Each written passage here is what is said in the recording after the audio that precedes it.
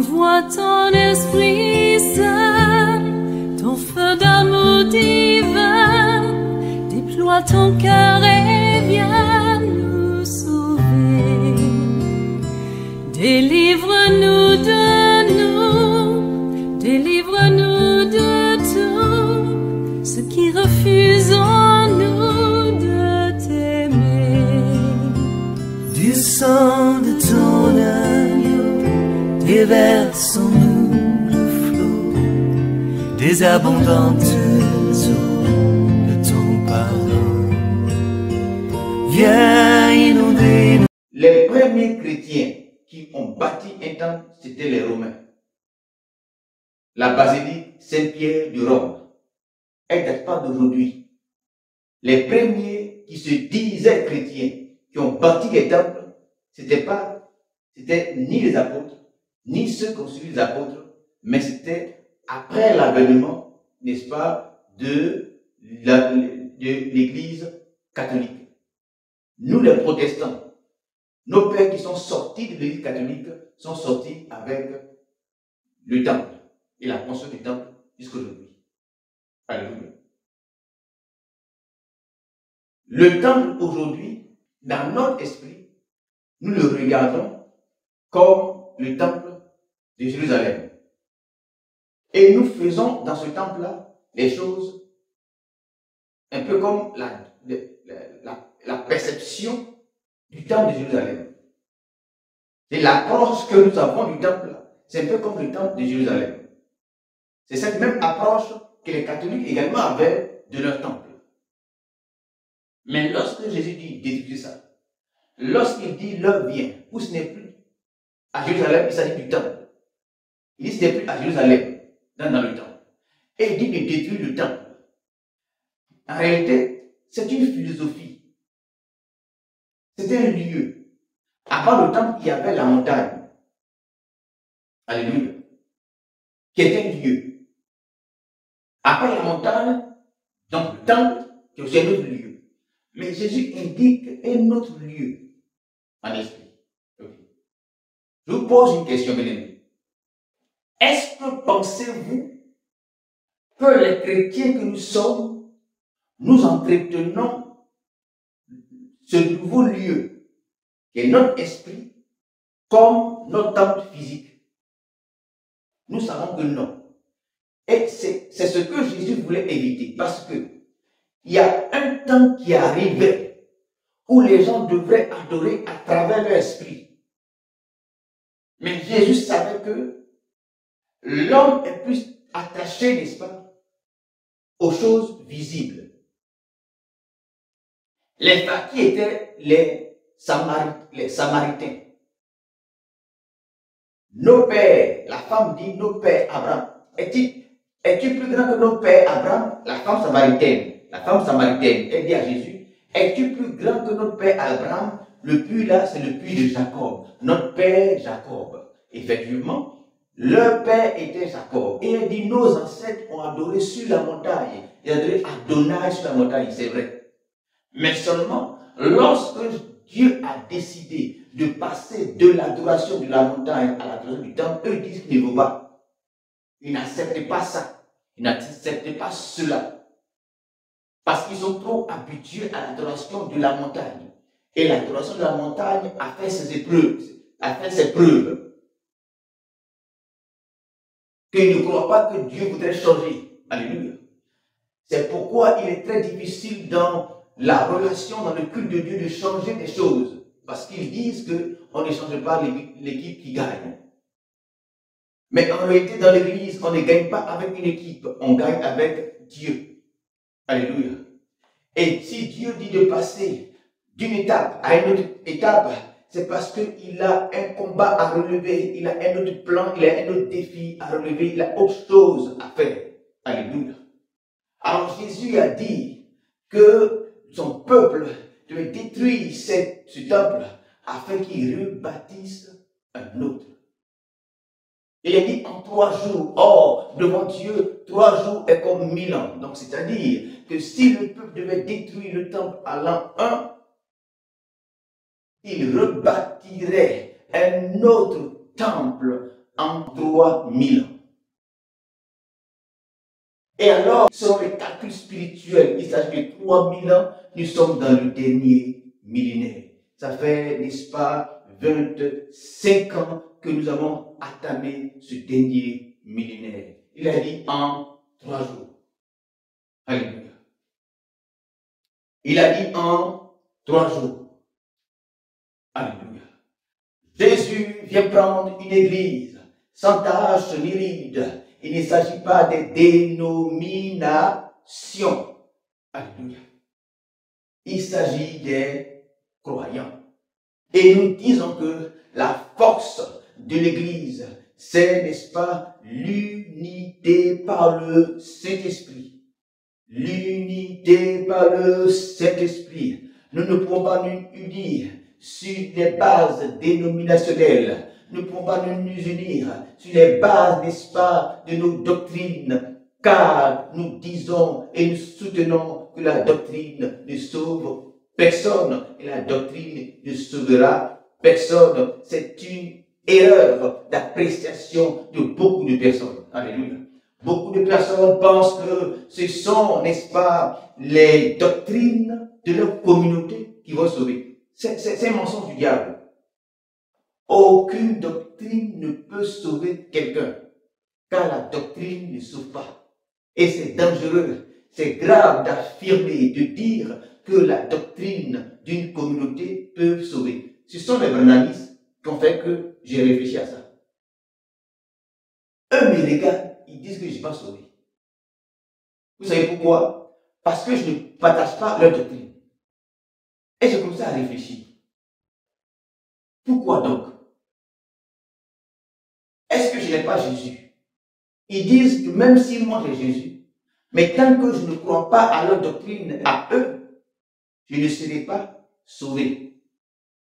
Alors j'ai compris donc que pour eux, Jésus ne sauve pas. Il y a eux et il y a les Mormons. Les Mormons aussi, ils ont une seconde Bible. Ils nous disent à nous tous, même si nous avons la Bible que nous avons, mais si nous n'associons pas leur Bible à notre Bible, nous ne pourrons pas être sauvés. Or, dans notre Bible, là, il y a Jésus. Dans notre Bible, là, des gens ont notre Bible, ils ont été sauvés avant même eux, leur Bible, leur livre. On a été sauvés par Jésus. Mais eux, ils disent que aujourd'hui, là, notre Bible seule, où il y a Jésus, où les apôtres ont prêché et les gens sont sauvés, sans leur complément, danger indirect, danger nul, qui n'est même pas indirect, on ne peut pas être sauvé. C'est-à-dire, Jésus seul ne sauve pas.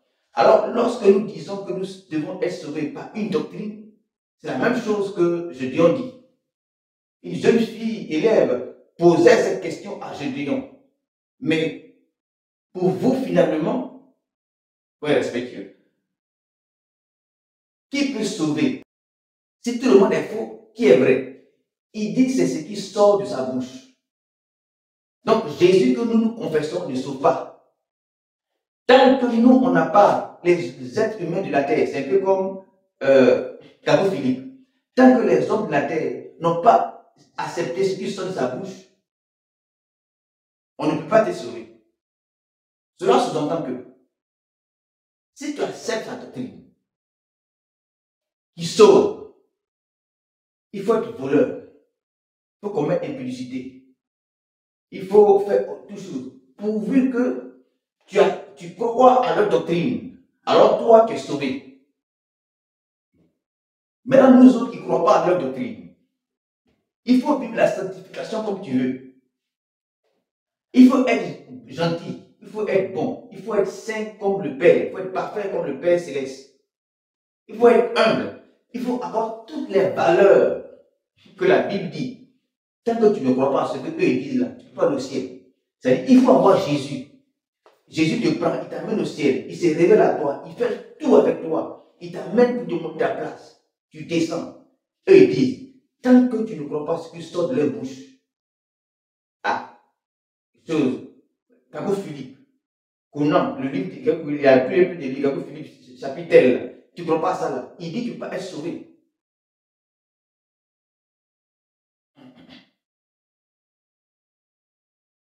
Par conséquent, ce n'est pas la foi en Jésus qui sauve, mais c'est plutôt la foi en ce que eux disent qui sauve. Alléluia. Eux, ils détruisent la puissance du salut par Jésus. Et ils confondent également la prédication de l'évangile et l'enseignement. Alléluia. Ils confondent le ministère de l'évangéliste avec le ministère, n'est-ce pas, de l'apôtre ou du pasteur. Car l'évangéliste, il prêche l'évangile. L'évangéliste n'enseigne pas l'évangile, mais l'évangéliste prêche l'évangile et en dehors de l'église. L'évangéliste est porté vers le dehors. L'évangéliste va vers ceux qui ne connaissent pas encore le Seigneur afin de leur prêcher et non leur enseigner. Alléluia. Car la Bible déclare que c'est par le Saint-Esprit, c'est qu'il a dit, lorsqu'il viendra, il vous enseignera. À qui? Jésus parlait de qui? Il dit il parlait des disciples, c'est-à-dire ceux qui avaient déjà accepté le Seigneur Jésus comme les seigneurs, comme les sauveurs, ceux qui étaient rentrés déjà dans l'alliance du salut par Jésus-Christ de Nazareth. Il s'agit, n'est-ce pas, des chrétiens, il s'agit des disciples. Lorsqu'il viendra, le Saint-Esprit, il vous enseignera à vous, les disciples. Alléluia. Le Saint-Esprit vous enseignera à vous qui avez auparavant cru, à vous qui avez d'abord cru. Mais quelqu'un qui n'a pas cru à Jésus, toi tu vas l'enseigner. Tu vas l'enseigner quoi? Il faut croire en Jésus pour que le Saint-Esprit soit en toi, pour t'amener à comprendre. Alors l'évangéliste va prêcher aux païens pour que les païens, n'est-ce pas, croient. Et on prêche simplement à une fraction de seconde. Si tu crois, tu es sauvé. Mais maintenant, il faut qu'on t'enseigne, alléluia, pour que tu puisses avoir la connaissance. C'est pourquoi Jésus a dit, vous connaîtrez la vérité, c'est elle qui vous affranchira. Alléluia. Alléluia. Alléluia. Alors, il faut faire la différence entre la prédication et l'enseignement. Je dis que aucune doctrine ne peut sauver quelqu'un. C'est dangereux de croire ça. On enseigne la doctrine pour édifier les saints, pour avoir la connaissance et ne sauve personne. La prédication de Jésus qui sauve seul. La prédication de Jésus seul qui sauve. Celui qui croit. Alléluia.